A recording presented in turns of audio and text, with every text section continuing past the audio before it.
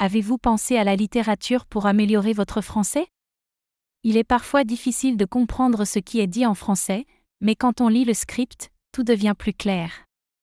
Une bonne méthode pour améliorer sa compréhension orale est d'écouter un texte tout en lisant simultanément les sous-titres. Cela permet de faire travailler plusieurs zones de votre cerveau, comme les aires auditives et visuelles, renforçant ainsi votre apprentissage. Bonjour à tous, je m'appelle Cécile.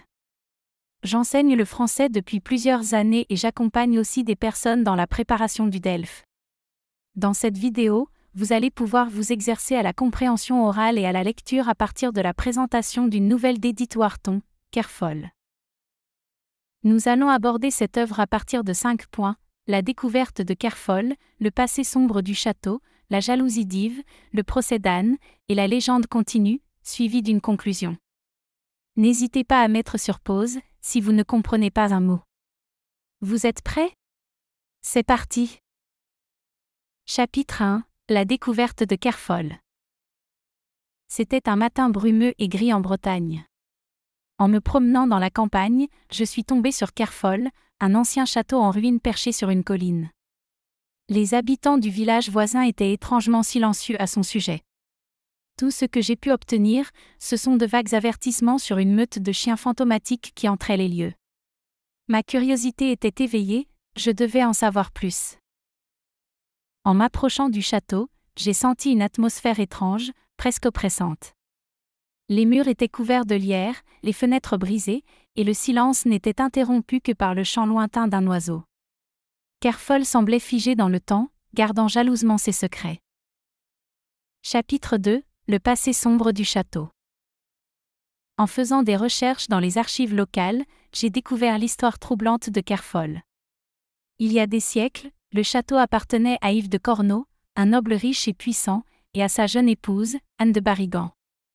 Anne avait été mariée à Yves contre son gré. Il était beaucoup plus âgé qu'elle, cruel et terriblement jaloux. Il la gardait isolée, lui interdisant de parler à d'autres hommes ou même de quitter le château sans sa permission. La solitude d'Anne était profonde. Un jour, elle a trouvé du réconfort auprès d'un petit chien errant qui s'était aventuré sur la propriété.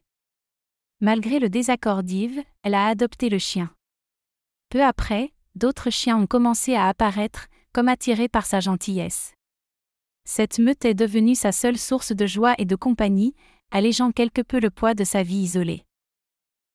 Chapitre 3: la jalousie d'Yves. Lorsqu'Yves a découvert l'attachement d'Anne pour les chiens, sa jalousie s'est transformée en rage. Il ne supportait pas de la voir heureuse sans lui. Dans un accès de colère, il a ordonné à ses serviteurs de tuer tous les chiens. Anne, dévastée par la perte de ses fidèles compagnons, était inconsolable.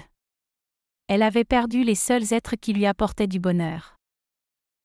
Peu de temps après, un événement tragique s'est produit. Yves a été retrouvé mort au pied du grand escalier du château, la gorge horriblement lacérée. Les blessures étaient étranges, semblables à des morsures d'animaux. Pourtant, il n'y avait plus de chiens à Kerfol, du moins, aucun en vie. Chapitre 4: le procès d'Anne. Anne a été accusée du meurtre de son mari. Lors de son procès, elle a fait une déclaration qui a stupéfié l'Assemblée. Elle a affirmé que, la nuit de la mort d'Yves, les fantômes de ses chiens étaient revenus. Ils étaient apparus sous forme spectrale, leurs yeux brillants de vengeance, et avaient attaqué Yves pour se venger de sa cruauté.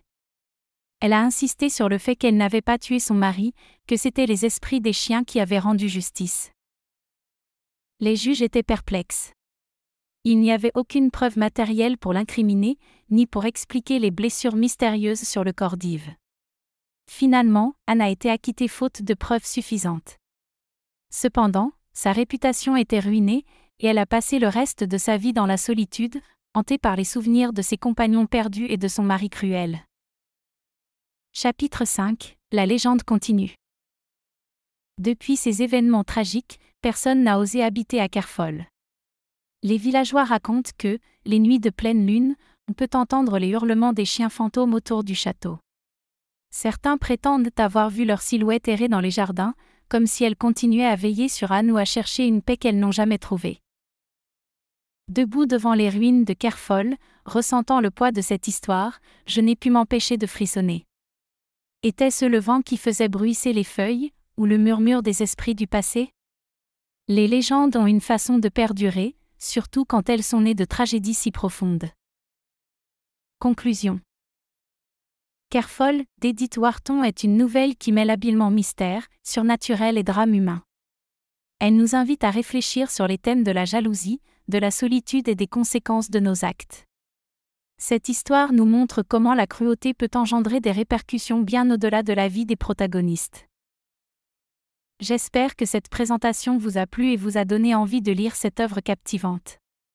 N'oubliez pas que combiner l'écoute et la lecture est une excellente méthode pour améliorer votre français, en sollicitant à la fois vos capacités auditives et visuelles. Cela renforce la compréhension et la mémorisation. Merci d'avoir suivi cette vidéo. N'hésitez pas à partager vos impressions dans les commentaires et à vous abonner pour découvrir d'autres œuvres littéraires passionnantes.